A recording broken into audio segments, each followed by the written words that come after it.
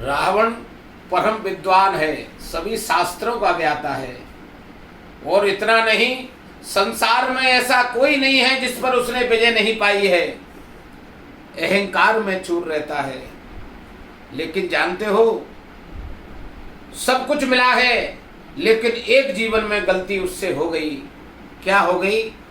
अधिक वैभव में हम क्या करते हैं कि जिसकी वजह से वैभव हमको मिला है, हम उसी को विसार देते हैं।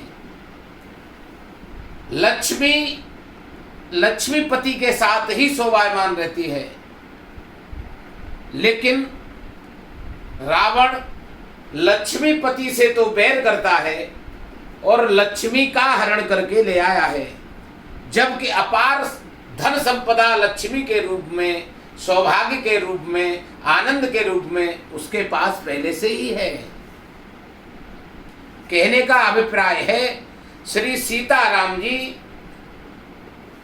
सीता जी लक्ष्मी का प्रारूप हैं, जगदम्बा हैं, उनका हरण करके रावण लाया है, और जो लक्ष्मी के पति हैं यानी पूरे संसार के मालिक हैं, उनसे द्रोह करता है। ऐसे द्रोह करने के वाले के साथ वही होता है जो रावण के साथ हुआ, समूल नष्ट हो जाता है। कब? जब हम मिला हुआ आनंद में उस परमानंद की शरण में नहीं सौंपते हैं। हम मिले हुए आनंद में अपनी बुद्धि लगाकर केवल लक्ष्मी के ही पीछे भगेंगे और प्रभु से हम द्वेष करेंगे। प्रभु से द्वेष किया ही। लंका के अंदर रावण के साथ साथ विभीषण जी भी रहते हैं, और जानते हो राक्षसों की नगरी में विभीषण जी का निवास स्थान अति दिव्य है।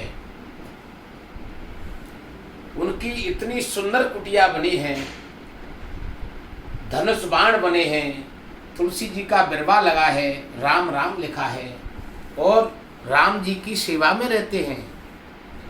जो लक्ष्मी को त्याग कर लक्ष्मीपति की सेवा में रहेगा, अंततः क्या हुआ? उन्हीं की शरण में प्रभु गए। विभीषण जी प्रभु की शरण में गए। लक्ष्मी की उनको इच्छा नहीं थी, लंका के राज्य की इच्छा नहीं थी, लेकिन जब हम लक्ष्मीपति की शरण में रहेंगे तो लक्ष्मी जी स्वतः आएंगी ही, ना चाहते हुए भी। विभीषण का राज तिलक होता है। पूरी लंका का साम्राज्य जो रावण ने जुटाया था, प्रभु की मात्र कृपा से पूरा का पूरा मिलता है। यह बात हमको संदेश देती है कि हमको जीवन में कितना भी वैभव आ जाए, कितनी भी लक्ष्मी आ जाए, लेकिन हम लक्ष्मीपति को कभी नहीं बिसारें। जो सेवा प्रभु हमसे गरीबी में कराते थे, आज हमको ऐश्वर्य भी दे रहे हैं, फिर भी हम वहीं लगे रहे। यह आनंद घटेगा नहीं। प्रभु की कृपा निरंतर बरसेगी। कब? जब हम श्री रामचरितमानस जी की शरण में आनंद करेंगे और समझेंगे, और हर व्यवहार जीवन में मानस जी द्वारा बताए गए रास्ते पर चल चल कर करेंगे, आनंद जीवन में आएगा ही, आएगा ही। जय हो।